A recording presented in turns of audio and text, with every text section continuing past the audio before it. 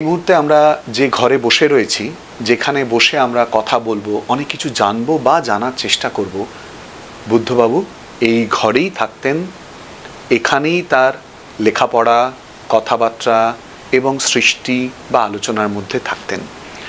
এক বছরেও কিছুটা বেশি সময় হয়ে গেল বুদ্ধবাবু প্রয়াত হয়েছেন। এই মুহূর্তে স্মৃতিচারণা করতে বললে বা ভাবলে আপনার সব থেকে বেশি কি মনে পড়ে? সবচেয়ে বেশি মনে পড়ে সেটা হলো ওনার যে নতুন আরও ভাবনা চিন্তা, যেগুলো আপনার বই আকারে প্রকাশিত হওয়ার কথা, সেগুলো হলো না। আর ওনাকে খুব সবসময় হারাই। সবসময় মনে হয়, আপনার মনে হয় না যে এরকম মানুষটা এইভাবে নিঃশব্দে চলে গেলেন? নিশ্চয়ই আপনি জিজ্ঞেস করবেন যে আমার সময় কাটে কি করে এখন উনি ছাড়া, তাই তো? আমি এখন চেষ্টা করি যে ওনার এত বই, যে সেই বইগুলোকে কিভাবে ক্যাটালগিং করা যায়, কিভাবে সেগুলোকে ঠিক করে সাজিয়ে রাখা যায়, সেগুলো চেষ্টা করি যে সেগুলো যাতে আবার ছাপানো যায়। আপনি শুরুতেই বললেন যে অনেক ভাবনা, অনেক কথা। আত্মজীবনীর প্রসঙ্গে আসার আগে এই ভাবনার প্রসঙ্গে আসব। বুদ্ধবাবুর শিল্প ভাবনা, এটা নিয়ে বুদ্ধবাবু আলোচনা করতেন, কথা বলতেন? বুদ্ধবাবু, তাহলে তো একটু আগে যেতে হয়। বুদ্ধবাবু পার্টি এবং সরকার ছাড়া সংসারের সময় ওনার খুব কম ছিল। আর উনি কখনো পার্টির কথা, রাজনীতি বা আপনার শাসন ব্যবস্থা, সেখানে কখনো আলোচনা করতেন না বাড়িতে। আমিও জানতে চাইতাম না কখনো। অনেকগুলো ঘটনা বুদ্ধবাবুর আমলে, মুখ্যমন্ত্রিত্বের সময় পশ্চিমবঙ্গের রাজনীতিতে আলোড়ন ফেলে দিয়েছে, যার মধ্যে অন্যতম গুরুত্বপূর্ণ নন্দীগ্রাম এবং সিঙ্গুর। নন্দীগ্রামের ঘটনা বিচলিত করেছে সাধারণ মানুষকে। সেই বিচলিত হওয়ার মুহূর্ত বা কোনো কথা কি পরিবারের সঙ্গে, আপনার সঙ্গে শেয়ার করেছেন বা কোনো এক্সপ্রেশন বুঝতে পেরেছেন? উনি শেয়ার করেননি, কিন্তু আমি বুঝতে পেরেছি। এত বছর ওনার সঙ্গী হিসাবে ওনার তো কিছুটা উনি ভয়ঙ্করভাবে ক্ষতিগ্রস্ত হয়েছেন। মানে মনে মনে বলুন, সেটা তো,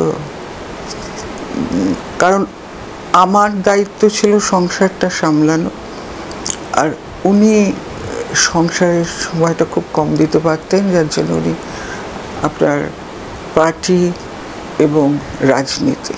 শিল্প ভাবনার ক্ষেত্রে আপনি যেহেতু প্রথমেই উল্লেখ করেছেন যে সেরকমভাবে সরকার বা দলগত বিষয়ে আলোচনা করতেন না, কিন্তু বুদ্ধদেব ভট্টাচার্য শিল্প নিয়ে তার তো একটা ভাবনা ছিল, তিনি তো প্রয়োগ করতে চেয়েছিলেন।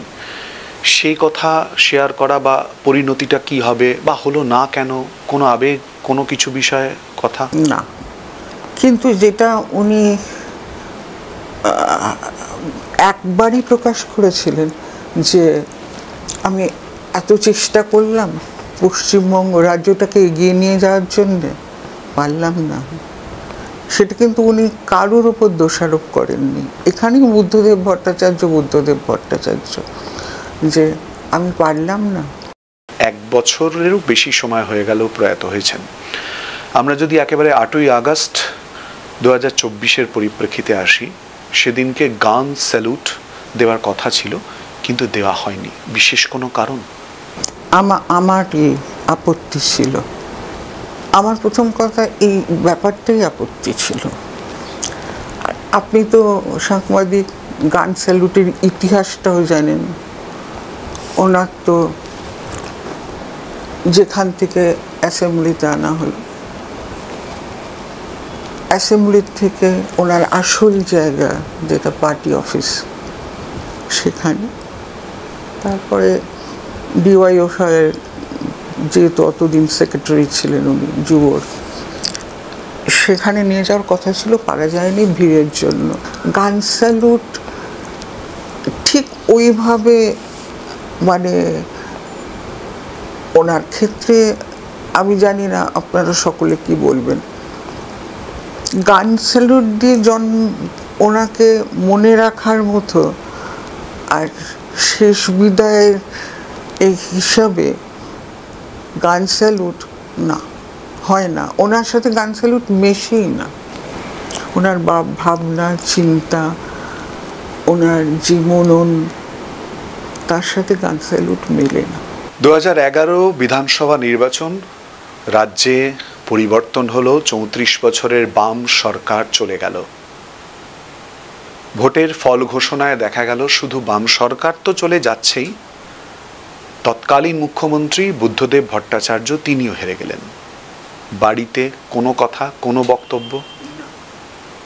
উনি সবাই যখন মানে উনি তো একলা হারেননি। আর আমার কাছে বুদ্ধদেব ভট্টাচার্য মানুষ, বুদ্ধদেব ভট্টাচার্য মুখ্যমন্ত্রী নয়। এখন সবাই হেরে গেল, উনি যদি জিততেন তাহলে আপনি বলুন সেটা কি ঠিক হতো? না। উনি কোনো মুখ্যমন্ত্রী হিসাবে আপনি বলছেন উনি হেরে যাওয়াটা, উনি দলগতভাবে যে হেরে যাওয়াটা, সেটা ওনার একটা আক্ষেপ নিশ্চয়ই ছিল। সবাই তো হেরে গেছে। নিজের জন্য, নিজের কথা উনি কোনোদিন এভাবে ভাবেননি।